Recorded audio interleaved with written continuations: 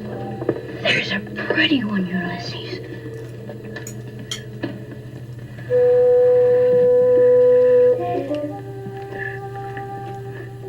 There it is.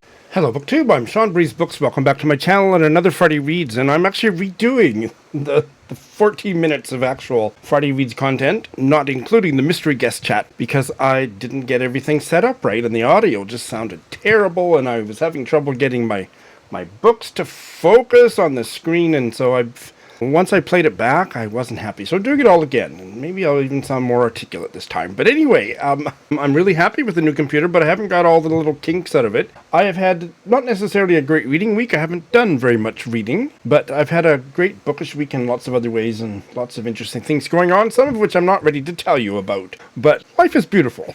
There is a lot going on politically, and I'm only going to comment on two things. One, Jimmy Carter. Jimmy Carter is a political saint. He's a moral saint. I have been following him for my entire life since I was 9 or 10 years old, when I first started getting interested in politics, and I even learned new things about him since he passed that just make me venerate him all the more. I wish all the politicians of the world would emulate him, and I also have to say that he was ahead of his time. And this didn't come up at the funeral. It didn't come up in Biden's oration or anybody else's. This that he wrote a book in about the year 2000, I don't remember when, long into his post-presidency, about the Palestine-Israeli conflict called Peace Not Apartheid or something. Here's the cover gif. I recently bought the book before he passed and want to read it very soon.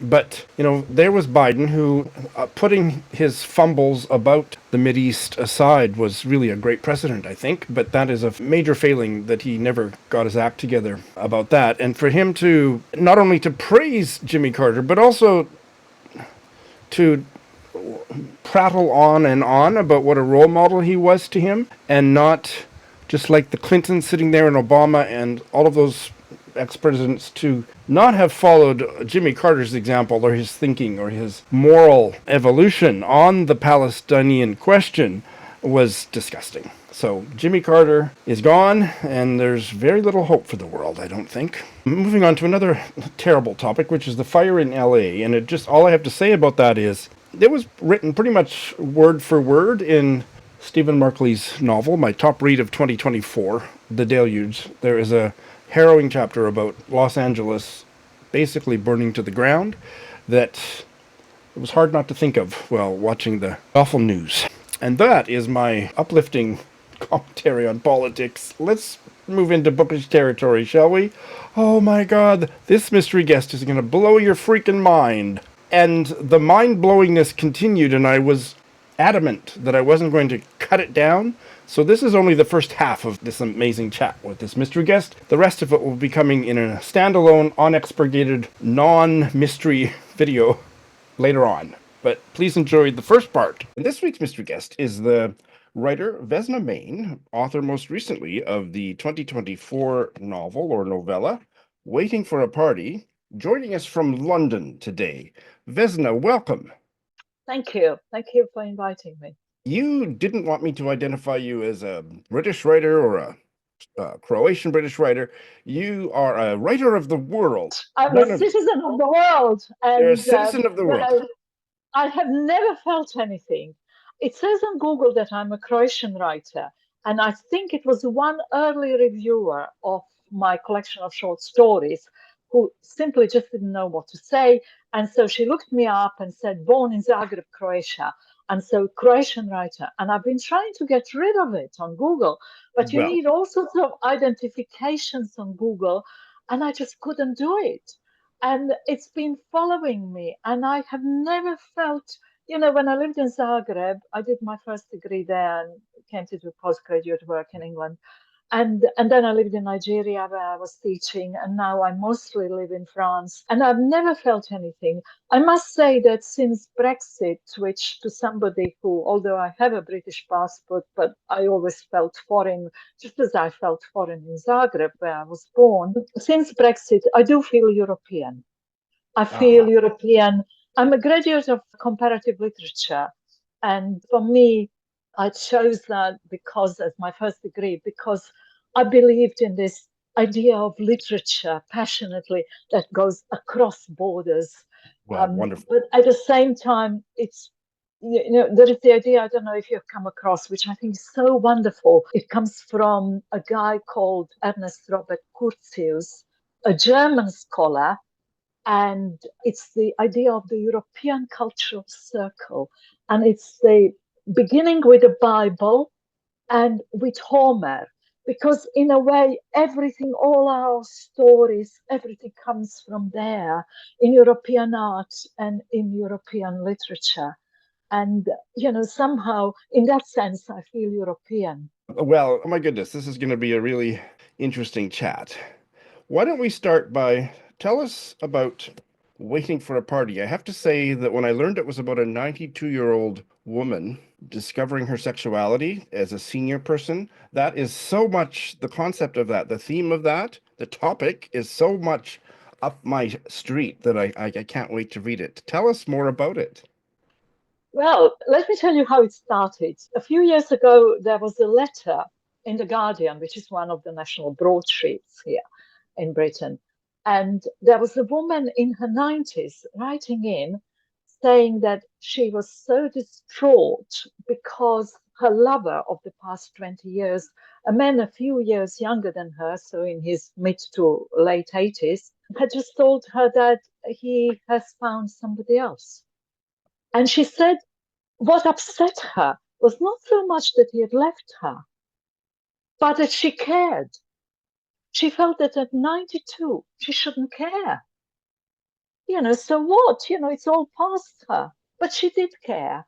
And the wonderful thing was that readers wrote in and saying, of course, everyone needs love and everyone needs physical intimacy, regardless of what sort of age they are. So that moved me very much, stayed with me. I didn't think of writing anything about it, but somehow, sometimes something triggers something in your mind and it kind of stays with you and kind of persecutes you almost until you address it. And so I started writing a story about her and lots of things emerged. And the way I write, the character kind of speaks to me. And it's nothing mystical when I say that. It is simply that you live the character, you live the book, you try to live as a writer. So whatever you are doing, and by the way, I don't like to. I never use the word inspiration. I sit down every morning and I write, and things happen or they don't happen, or you have pages on the screen, but they're no good and so on. But whatever you are doing, I like swimming. I swim every day when I'm in London. And while I'm swimming, because it's mechanical, it's not a big pool, it's a private pool. So it's a sort of like a goldfish in the bowl, just swimming up and down, up and down. And so my mind is free to think. And I've had so many ideas there, and I panic then that I will lose them. So I always have my phone and I kind of jot down a few notes because I've learned so many times that you have an idea and you think, oh yes, I'll keep it, I'll fix it in my mind. But you don't, because another one comes and the previous one's gone into ether. That's it, gone. So I write it down, I jot something down, just one or two words. So eventually I had loads of material about, this woman. And I even gave her a name, which is kind of quite rare for me, first name and the second name. But that's never a problem. I'm not particularly interested actually in telling a story, in the plot and so on. I'm very much interested in the form. Sometimes I like to think of, there is a first sentence in Beckett's Murphy, and I love Beckett. I love absolutely everything he's written, which says, the sun, comma, having no alternative, comma, shone on nothing new. I mean, reference to the Bible and so on. But there is nothing new under the sun. We have all the stories. All the stories have been told already. So what interests me is the form. And I think you need new forms for our times of uncertainties, of questioning everything and so on, rather than giving answers and so on. So the problem was how to put that material into something. And I tried and I tried. And with several of my books, I've written complete texts of 60, 70, 80,000 words, even 100,000 words, and I abandoned it. One of my previous books, Good Day, which is completely written in dialogue, I had 2 complete versions. I even had them printed out as books on one of those free publishing sites, just so that I could look at them and see what I can do with them. And I abandoned both. The final version had nothing to do with it. The characters were there, but the form was different. And it is something to do with the voice that I hear in my head. You just know whether it's right. There's an Irish writer, Claire Keegan, and in one of her stories, one character says that they are looking for a scent of the story. It's something like that. You just know whether the voice is right. So that's the long part of writing any of my texts. This voice. So your protagonist is the 92-year-old Claire Meadows. Yes. Tell us about the scent of Claire Meadows. So what happened as I was trying to write it, it just turned out that it was Sunday morning, and she was lying in bed. She's woken up, she's 92, and she remembered another Sunday morning 30 years earlier. So when she was 62. And that Sunday morning, she had woken up after one night stand. She was widowed by that time for 30 years. She's a pianist. She used to teach piano. And she went to a concert the night before with a couple of friends who more or less forced her that she should go and join them at a party. She felt, her life is okay. She's got everything and no need to meet other people and so on. Eventually, she did go. She met a man there and he gave her a lift. And the book actually opens with that memory. She's sitting in the car and she doesn't know. He has gone out of his way to give her a lift. He more or less insisted that he would give her a lift. She's sitting in the car. They're very close to her house and she's worried. It's 2:00 in the morning. Should she invite him in? What if he thinks she's presumptuous? Or should she wait for him to say something? What if he doesn't switch off the engine? What he just says, here you are, opens the door and that's it. And she's just completely lost. She feels like a teenager. She doesn't know how, I'm 62, I should know how to deal with this. She doesn't. Anyway, they do have one night stand in the car. And she has an orgasm. She doesn't remember ever having an orgasm with her husband. He was a successful man, professionally very successful, 20 years older. She was 20 when she met him, suddenly orphaned. Both parents died. She was completely lost. She didn't know what to do. And for various reasons, it suited him, to marry somebody like that. And she kind of fell into this marriage. And she remembers all that, but she never had an orgasm because she never expressed sexual desire. She was never asked to do, and so on. And so she lies in bed remembering that, and then remembering various other things. Memory is never linear. And it made me think later, after I've written the book, as I said, I'm just led by that scent, by that voice. But after I've written the novel, and it is 65,000 words, so it's respectable for a novel. It just seems very, very short. It's very, it's printed with lots of words on a page. But there is this surge of memories. And through those memories, you realize that it's actually a story of growing up. That in her 60s, after that orgasm, she has various affairs then. And some very unsuccessful, but she learns what she wants. She learns what she needs. And she learns so many other things about her. She looks back on her marriage. She learns things there, how he was always telling the story of their life. how they met, and so on. In a way, it is a classical Bildungsroman, the story of growing up, but it is through memory. And since I've written it, I've realized that there are no stories about older women, let alone about all the women who have sexual desires. Because at the end, by the way, the novel starts with the word yes, which is Molly Bloom's yes, Right. the eternal feminine yes. And it ends with yes. And I've kind of borrowed that to give her that. I like that yes from Molly Bloom, who's also lying in bed and thinking about her lover. But Claire Meadows is also a very positive character, being 92. She is positive. She is lucky to be 92. She has got reasonable financially, she's okay. She doesn't have to worry about it. And if you are lucky to not to be ill, she's physically and mentally fit. It's the best time of your age. And since I've written the book, I've become so aware not only how few books, how few films there are about all the people, particularly women. Women in particular are invisible, all the women.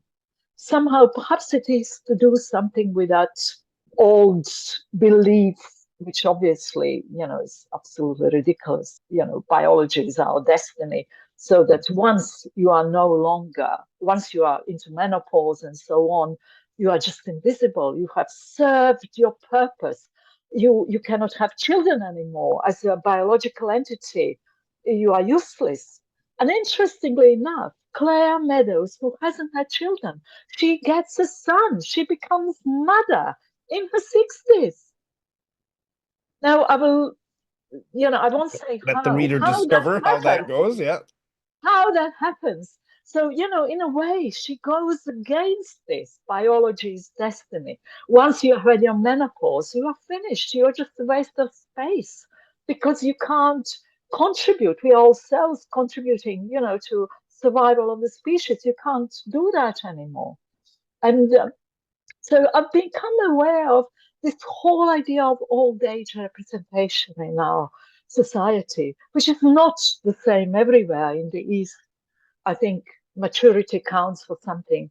And particularly that matters for women. Since looking into it, I came across all sorts of interesting things. Simone Signoret saying how about Yves Montand, with reference to him, how men live and then they die. Women age. Men don't age, they just die. They are okay at any age. Or Simone de Beauvoir, more than 50 years ago, writing a book about old age, Lava Yes, in which she says the treatment of old people in our society is a political issue. We need to do something about it. Long ago, she wrote that. Old age is not necessarily the age of decline, mental and physical. If you are lucky, and I acknowledge obviously lots of people are not lucky. If you are lucky to be fit physically and retain your mental capacities, and you have reasonably comfortable life, you don't need to be rich, but if you have a reasonably comfortable life, so you have your house, your heating, you have access to some cultural things, to things that stimulate you, you are extremely lucky. And I think we should celebrate that. And there have been Absolutely. so few films, so few books. I mean, I could mention a few, but very, very few that have celebrated that. Living in France for most of the year, I'm kind of aware that in France there have been quite a few women, notably recently Laura Adler, a journalist, who have particularly written about old age and at the time of their lives. Annie Ernaux, the Nobel Prize winner as well, has spoken about it, about the need to recognize old age. I read a lot of literature about older women, and I can't think of one that addresses, at least as directly, the sexuality of older women. The only one that comes to mind, and I haven't read it yet, I wonder if you have, is Cat Brushing by Jane Campbell. Yes, Yeah. yes, yes. I was going to mention it. Oh, Yes, yeah, she yeah. was she was 80 when she published that book. It's a collection Yeah. of short stories, Yes. and they're lovely. And cat brushing is particularly my favorite. You know, one of the stories is called Cat Brushing. Yeah. But absolutely, she is aware of the physical, of the need for physical intimacy and so on. I mean, her characters. Oh, And yes, that's the one that, you know, absolutely I would mention. Because every other one that I could mention, Penelope Lively or Doris Lessing, the old women may fancy younger men usually, but there is nothing physical. And the only one that has physical stuff, I would say, is the wonderful book by Angela Carter, Wise Children. oh, They are in their 80s, the twins, the wonderful twins who in their 80s they have sex and quite, you know, quite very, very lively sex actually. Very, and so on, with a man who is 100. The book is more magic realism. You really suspend your belief. It's absolutely wonderful. It's one of my favorites. The Chance sisters, the twins, who are so feisty. But I don't like to say I write realist books. I don't. But you know, it's plausible what's going on with Claire Meadows in her life. It's plausible, and she still has a vibrator, and some of her memories make her reach for her vibrator. wow, that's wonderful. I love So that so I much. think it's very positive. And she has plans. She remembers the past.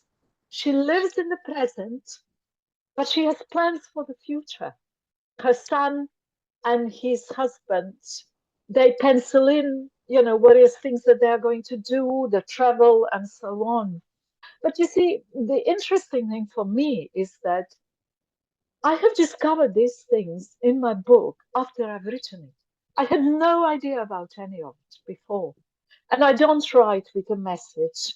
I don't write with any kind of agenda. All that interests me is the form. And so here it was the memory, and the memory that allows you to think of the whole. I'm sort of shaky on philosophy, but I've come across something in Hegel saying about how through memory, and you need the whole to understand things. And I think perhaps there is something in my novel about it.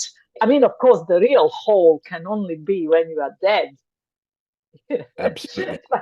And actually, there's a novel which I love, Fitzcarraldo, one of Mm, the independent publishers yes. here.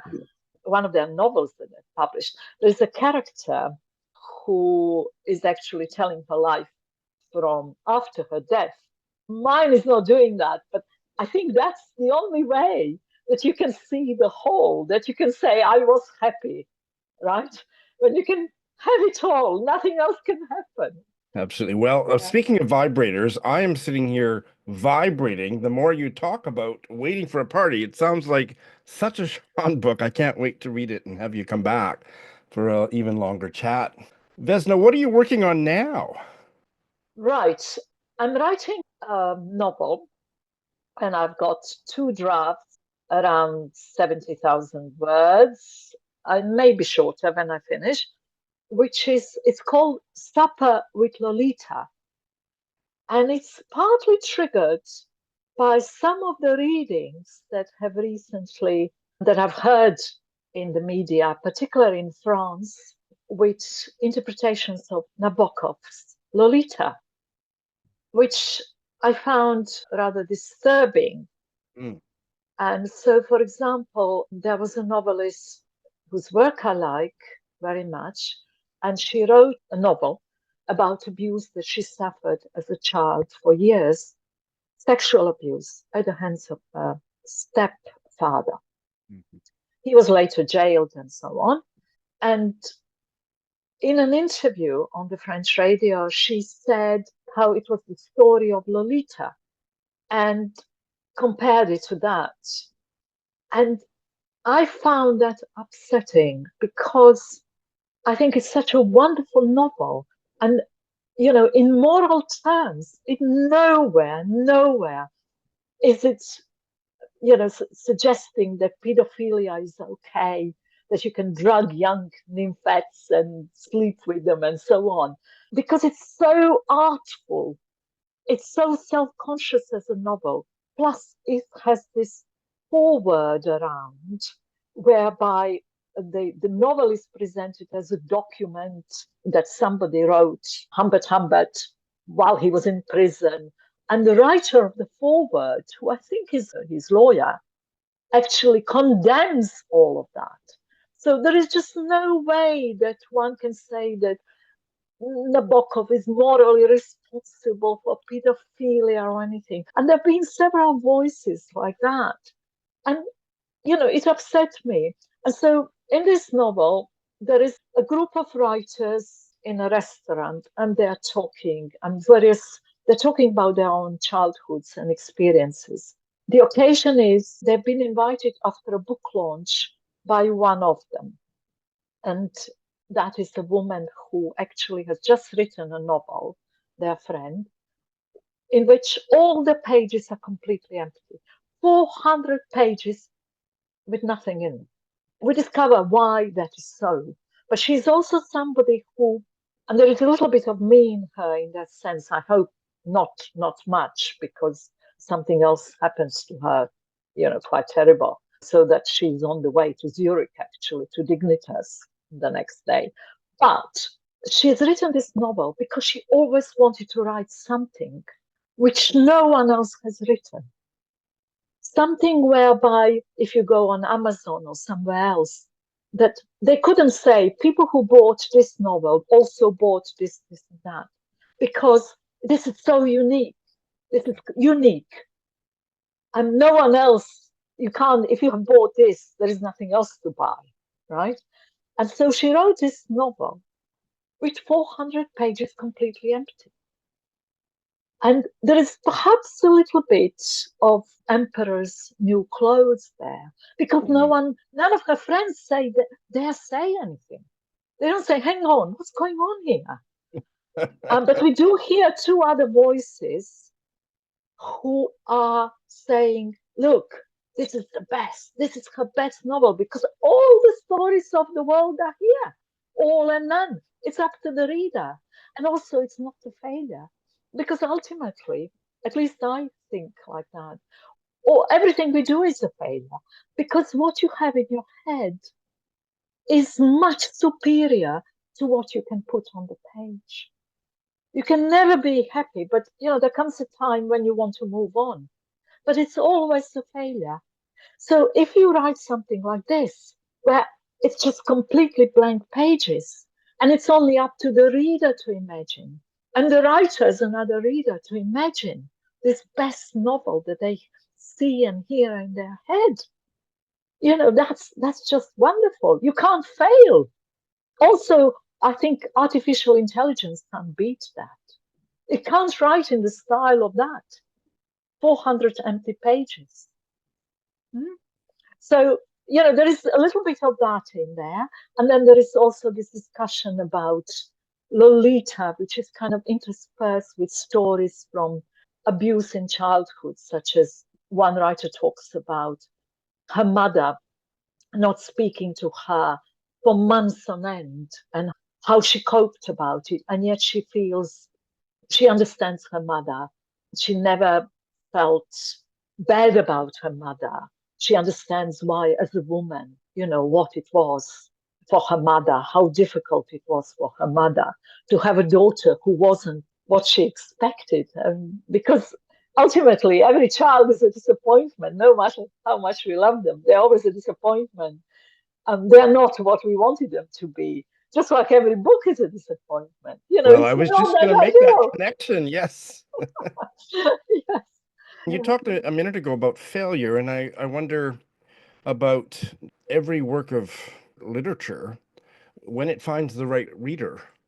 It's not a failure. There is a connection there where the reader completes the book and it resonates so deeply. And so I love all of that energy in what you're currently working on that's kind of delving into some of that, the co-creation of a work of literature when it finds the right readers. I fully agree with that, but it's a failure for the writer because the reader doesn't know what you have in your head. That ideal, it's always elusive. I know, I hear it. I'm in the swimming pool. I hear it, and then I write it down. No, it's not.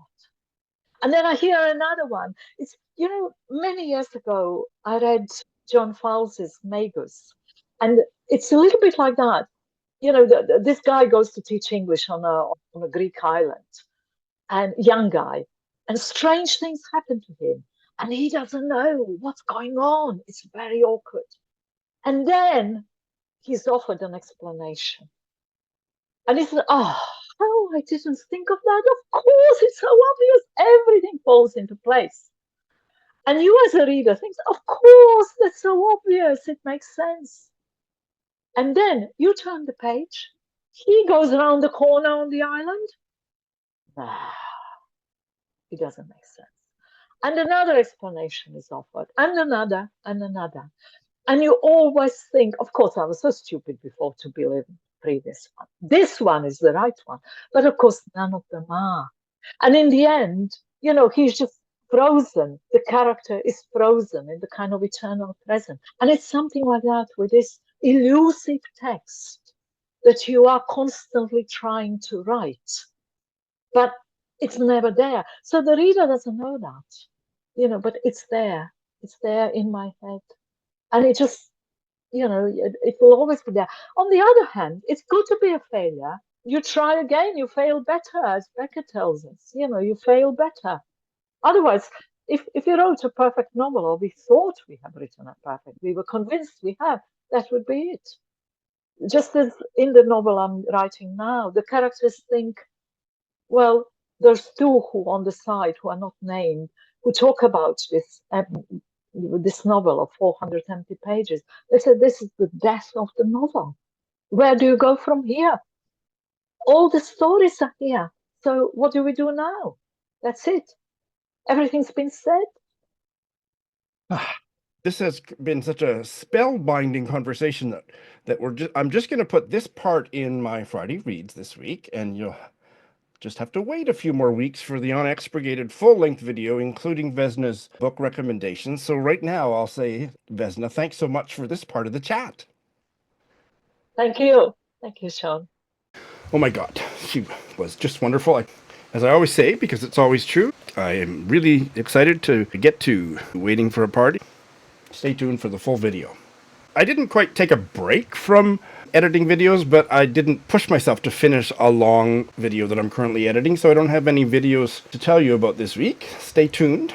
And I didn't finish anything this week, but I have two that I've started that I'll check in on. One that I'm ready to check in on from a week or two before, and I will be starting one. Let me check in on the 400 or 500 page novel that I'm doing as a pseudo buddy read with my patron Katie.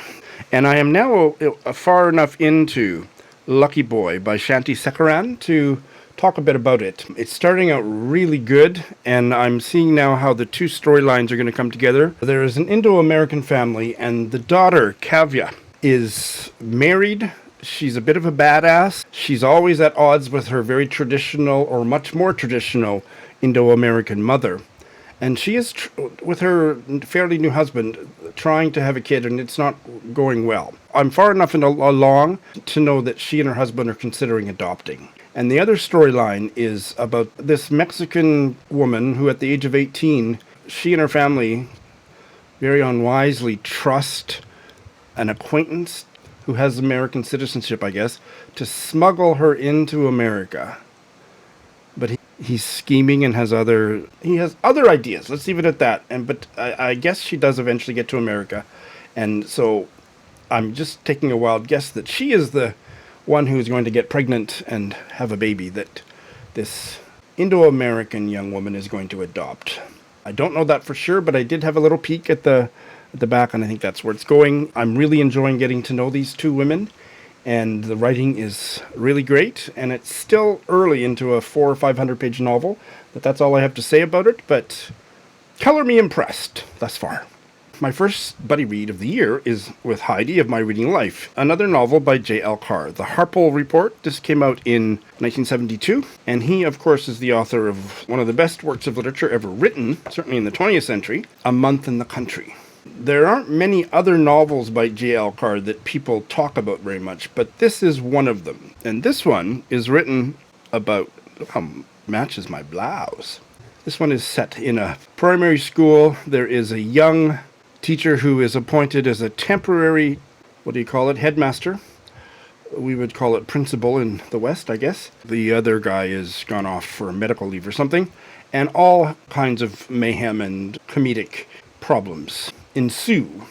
It's not going to make a deep and lasting transformational impression on me, I predict, but it's really well done. It's very funny. I'm really enjoying it. It's narrated in the form of journal entries and memos and so on, and there's a lot of crazy shenanigans and bureaucratic nincompoops and ridiculous helicopter-type parent incidents, and it's rather fun. The Harpole Report is starting out great. I have now picked the Edith Wharton World War I novel, A Sun at the Front, back up. That didn't come into focus as well as the other one did. This is going to be a pseudo-buddy read video with the same gang, Chris from the Book Cougars, Dorian, and James.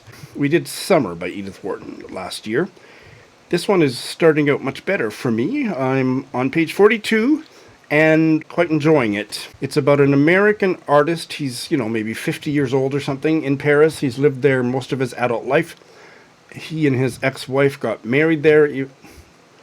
I don't think they got married there, but they courted there and went back to New York State to get married, I believe, but then continued to live in Paris, had their one son before divorcing, and now that son is about 20 years old, and it's the eve of World War I, and because this son is a French citizen, he's going to have to go to war. That's my guess. We haven't quite got there, but the story starts the eve before the outbreak of hostilities, and that's all I really need to say about it. The character work so far is really well done, and I think I'm going to switch over to ebook, though. I find that my eyes are getting to the point where that kind of print is too hard on my eyes, so I'll probably switch to an ebook so that I can read it more easily, but I am quite enjoying it. That pseudo-buddy read conversation will be recorded in about 10 days, so I got my reading cut out for me, although it is only about 240 pages. And finally, I have not finished The Old Haunts by Alan Radcliffe. I'm reading this to Mary Jean, but I'm getting close to being finished, so I'll be finished probably this weekend. Still loving it. More on that next week.